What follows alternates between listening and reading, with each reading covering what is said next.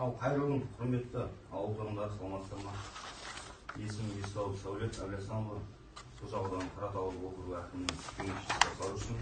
Бүгін күн тәртібі бойынша Централ Азия Майнинг жауапкершілігі шектеулі серіктестігінің Түркістан облысы Созақ ауданы кен орны алтын күміс өндіру жоспары үшін атмосфераға ластаулардың шекті рұқсат берілген шығарулардың жобасы бойынша қоғамдық тыңдау өткізіледі.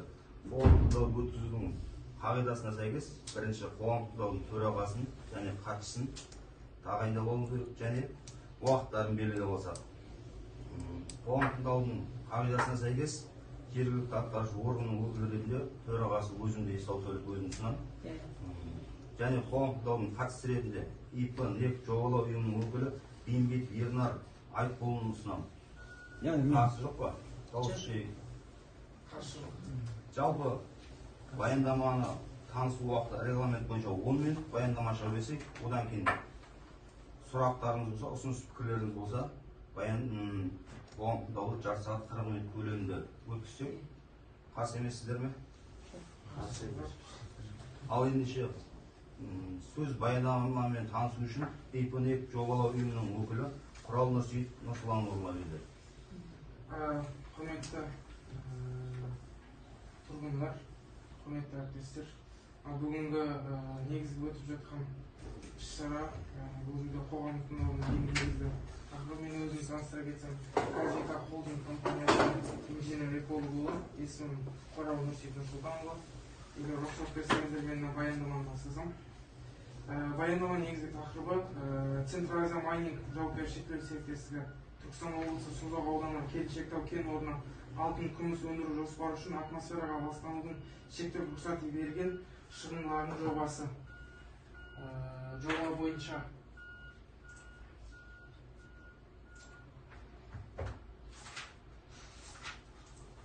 Қазақстан Республикасының экологиялық кодексінің 2-ші қосымшасы 1-ші бөлімінің 3-ші тармағына сәйкес бұл жерде кен таралған пайдалы қазбаларды қоспағанда қатты пайдалы қазбалардың өнімінің бейтану бірінші санатқа жатқызылады. Әкімшілік жағынан кенін шектеу алтын күміс кен орны, күмісті және оның орны Түркістан облысының Созақ ауданы Шалқия кенішінде солтүстік шығысқа қарай 60 км және де теміржол вокзалы мен Жаңақорған аудан орталығына 75 км құрайды жерде орналасқан. Оны автомобиль жолы жалғастырады. Кен орны солтүстік батыс Қаратаудың солтүстік шығыс бөктерінде орналасқан.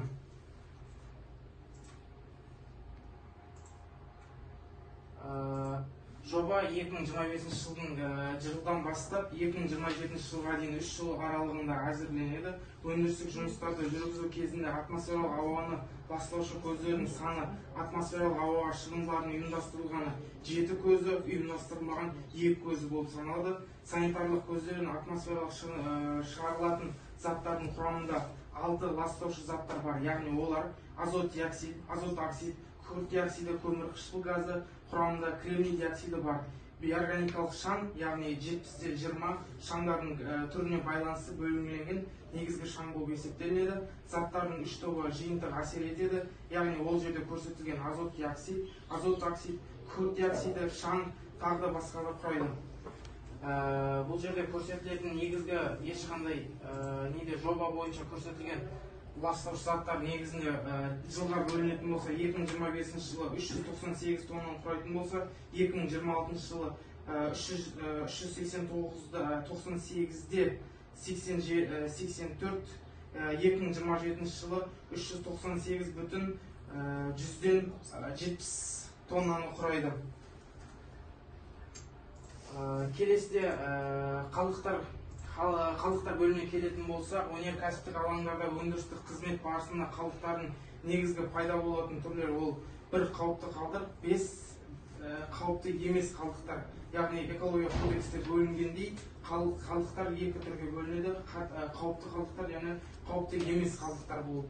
Сол қауіпті қалдықтар мен қауіпті емес қалдықтардың негізгі жиналатын бөлімі 2025 жылы 10.018 тоннаны құраса, 2026 жылы 8.152 тоннаны құраса, 2027 жылы 4.642 тоннаны құрайды. Келесі бөлімде біз айта кететін кәсіпорында өндірістік және тұтыну қалдықтарымен жұмыс істеуді бақылау, қалдықтардың түзілуі, жинау және уақытша сақтау жүйесінде бақылаудан, сондай-ақ қалдықтардың әрбір түрін қалыптасқан қоймада сәттен бастап оларды мамандандырылған кәсіпорынмен келісімшарт негізінде арнайы мекеме оны алып отырады. Яғни ол негізгі қалдықтардың негізгі сақталу жағдайы әр қалдықтың өзінің бөлуіне байланысты болып табылады. Яғни оны кестеден қарап көрсеңіздер болады. Қауіпті заттармен ластанған шүберектер, яғни промасленный ветошь деп айтады ғой, жалпы бізде не болатын. Оның құрамы, яғни жиналатын бөлімі 1,27 тоннаны құраса, аралас коммуналдық қалдықтар, яғни ол жалпақ тілмен айтқанда ТБО қалдықтар, ол бізде 8-7 тоннаны құрайды. Металл емес пайдалы қазбаларды игеру қалдықтары, яғни карьерлерден жұмыс істегенде шығатын қалдықтар, яғни ол жерде негізгі қалдықтар болып есептелгенмен, ол қайтадан рекультивация негізінде қайтадан көму барысында кетеді. Яғни ол жердегі объем көп болғанмен, ол қайтадан көміледі. Ол жерде шығатын 2025 жылы 9571 тоннаны құраса, 2026 жылы 7605 тоннаны құрайды, 2027 жылы 4095 тоннаны құрайды. Биологиялық ыдырайтын ас үйдегі қалдықтар, яғни ол жердегі тамақ қалдықтары тағы басқалар олға қосылады. Оның жалпы шығын көрсетілетіні 0,969 тоннаны құрайды. Яғни айтқанда жылына 969 килограммды құрайды. Қазандық күлі, яғни ол жерде қазандық күлдер деп қарастырылғанда, ол жерде печтердің, яғни печтерден шығатын залашлық деп айтады ғой жалпы айтқанда. Сол шығатын шығындар жылына 536,2 тоннаны құрайды. Жарылған заттарға арналған контейнерлер, яғни ол жерде контейнерлер деп қосылатын арнайы өзінің сақтау орны бар, контейнерлер қойылады. Ол жерде аралас қалдықтар, яғни ол жерде барлық қалдықтардың түрлері кездеседі. Ол жалпы оның жылдық жиналатын құрамы 0,113 тоннаны құрайды. Жалпы алғанда 13 килограмм. Келесі көрсетілетін бізде қалдықтар уақытша 6 ай бөлінеді. Жаңа айта кеткендей 6 ай уақытқа дейін ғана өзінің жергілікті территория деп айтады ғой, енді сол жерде сақтай алады. Одан асқан жағдайда арнайы мекемемен келісімшарт негізінде алып кетіп отырады. Ол енді ол жерде 6 ай сақталынатын тек қана өзінің белгіленген қалдықтарды ғана, яғни ол жерде ТБО-дан тағы да басқа да өзінің құрамын ыдырататын қалдықтар, ол 6 айға дейін емес, апта болмаса я 2 аптаның көлемінде арнайы мамандандырылған мекеменің негізінде шығарылып отырады ол қалдықтар. Келесі слайдқа көшетін болсақ, бұл жерде енді сумен жабдықтау мәселесі қарастырылған. Бұл енді сумен жабдықтау және канализация жүйесі, негізінде канализация жүйесі болмағандықтан арнайы септиктерге, яғни арнайы қолдан қазылған, ұйымдастырылған септиктерде жұмыс атқарылады. Жұмыс аймағында қолданыстағы су құбыры және кәріз желілері жоқ, ауыз сумен қамтамасыз ету импорттық бөтелкелерді, яғни тасымалдау арқылы қолданылып отырады. Ауыз су мәселесі, ал тұрмыстық сарқынды сулар кәдеге жарату құрғақ шкафтар немесе су өткізбейтін шұңқырларда, яғни жаңада айта кеткеніндей арнайы септиктерде сақталынып отырады. Оны да егер септиктің yerге толатын жағдай болып жатқан кезде өзі арнайы мамандандырылған мекемемен келісімшарт негізінде шығарылып отырады. Келесі слайдқа көшетін болсақ, бұл жерде көрсетілген қоршаған ортаны қорғау жөніндегі технологиялар, шешімдер, яғни біз жалпы айтқанда іс-шаралар ғой, бұл жерде план мероприятия.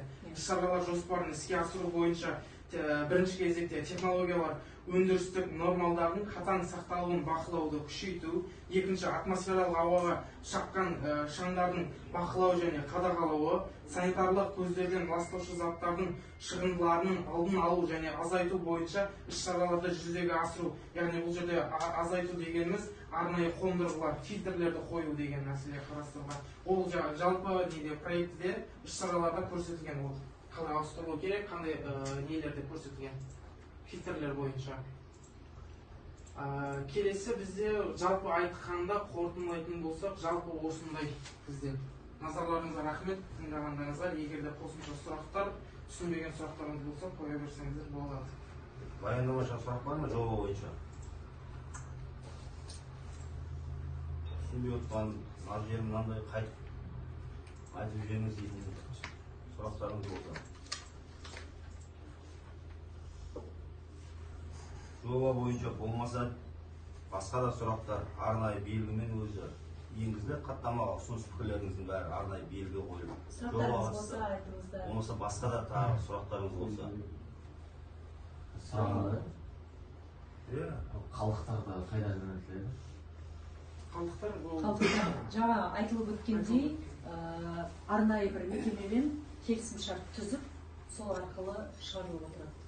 Қалдықтардың түріне сай. Осы сұрақтар сонда договор болды ма? Бар договор бізде. Бұл арнайы мекемемен жұмыс атқарады. Лицензиясы, арнайы лицензиясы бар мекемелер, мысалы, барнағы жылдар, мысалы, Аламан Берекемен, биыл ИП Қарабалаев дегендермен отырып отырмыз. Менде де сұрақ бар. Саржан зауыт тобына есім Мағжан болады. Осы қалдықтарды басқару жүйесі қандай кезеңдерден өтеді? Мысалы, ол белгілі бір кезеңдерден өту керек қой.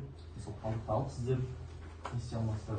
Яғни ол жерде лицензиясы бар компания. арнайы жаңа айтып өткендей, ол жерде арнайы өзінің лицензиясы бар, мамандандырылған мекемемен договорға тұру арқылы, яғни келісімшартқа тұру арқылы олар одан кейін ол қалдықты қайта өңдей алады ма, я болмаса оны қайтадан полигонға көмуге жарайды ма, болмаса өртенетін қалдықтар болса өртеді ма, сол армен қарай ол соның жаңағы мекеменің арнайы өзінің мекеменің лицензиясы бар болуына байланысты сол алып кетіп отырады. Ал біздің негізгі заводтардың негізгі қызметі, яғни осы жерде жасалып жатқан мекемелердің, ол тек қана қалдықтарды арнайы өзінің орнында сақталу жағдайына байланысты сақтап отырады. Яғни контейнер болса контейнер, яғни жаңағы сарқынды сулар болса арнайы өзінің бетондалған септиктерде сақталып отырады. Ал армен қарай жаңағы ақ кеткеннен кейінгі мәселе ол жаңағы арнайы мекеменің өзі. Яғни өртейтін болса жауапкершілік соларға артылады. Иә, жауапкершілік соларға. Сол үшін біз оларға ақшасын төлеп, әрі қарай келісімшарт негізінде налогын төлеп отырмыз. Сұрағым бар еді, жаңа шаң жайлы айтылды ғой, жолдар шаң болған жағдайда қандай шаралар қолданасыздар? Негіз біз іс-шарада көрсеткендей, ол нәрсе бізде жаңағыдай арнайы техникалармен су бойынша жаңағы су басылады ғой арнайы. Сол техникалармен жүріп отырылады шаңқас мәселесі қарастырған ол бойынша. Жаңа іс-шараларда көрсетілген. Оған арнайы өзінің техникалары бар, арнайы өзінің мамандары бар, жаңағы өзі жіберіп отырған сол бойынша. Басқа? Сұрақтарыңыз болса. Табиғат қорғау басқармасынан сіздерден сұрақ бар ма? Жоба бойынша.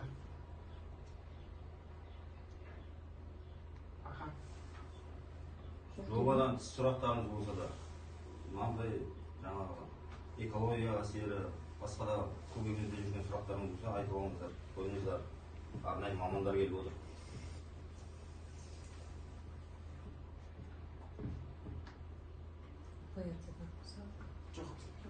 Қазір бұл жақта шұңқыр қазылады ма? Мына сіздер жасап жатқан шахтада жерден қазылады ма шұңқыр? Таудың ішіне. Таудың ішіне қарай ма? Қайғы жылы бізде мәселе жоғымыз болып жатқан Саржазы елді мекенінің малдары түсіп кетеді. Сондай қазылған шұңқырлар бар. Сондай жағдайлар болып жатты. Ондай емес.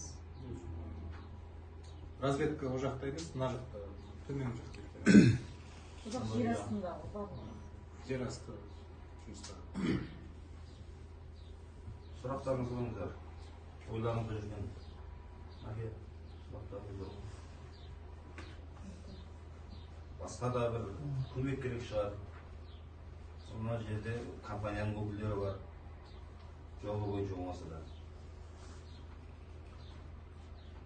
Жалпы жоба түсінікті ғой, осы елде осы жерде тұрғасын білеміз бізде. Бәріміздің сұрайтын осы елге көмек сұраймыз. Жоба бойынша емес, енді бәкеңдерге қатысты шығар, компанияға қатысты. Әлеуметтік сала бойынша көп көмек жоқ емес, беріліп жатыр. Елді көркейту үшін президентіміз айтып отыр, таза Қазақстан деп, 2 жылдан бері таза Қазақстан акциясы қолға жатыр. Тазалық болу керек. Жалпы өзіміздің ауылға да техника сұрап та жатыр, кейде көмегін береді, мүмкіндік болған жағдайда.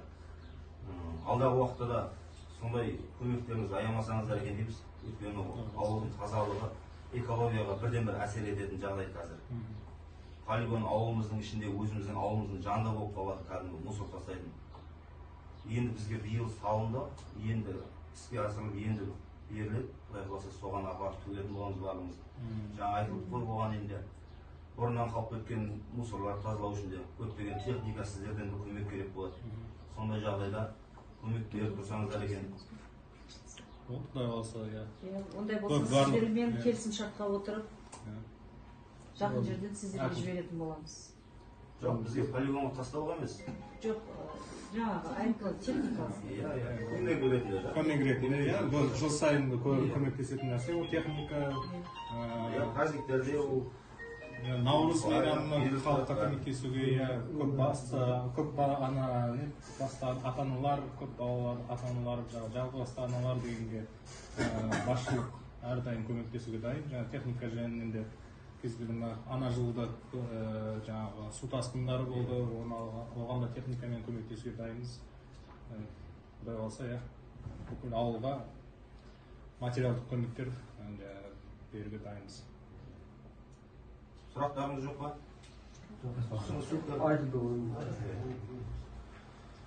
Онда сұрақ болмаса, жиналысымыз қорытындылайық. Басқа да сұрақ, ұсыныс пікірлеріңіз болмаса, Түркістан облысы бойынша табиғи ресурстар басқармасы және Түркістан облысы экология басқармасының уәкілетті қызметкерлерінің рұқсатымен қоғамдық тыңдауды өтті деп есептеп аяқтайық. Қарсы жоқ. Жақсы, рахмет жиналысқа қатысқандарыңызға. Рахмет.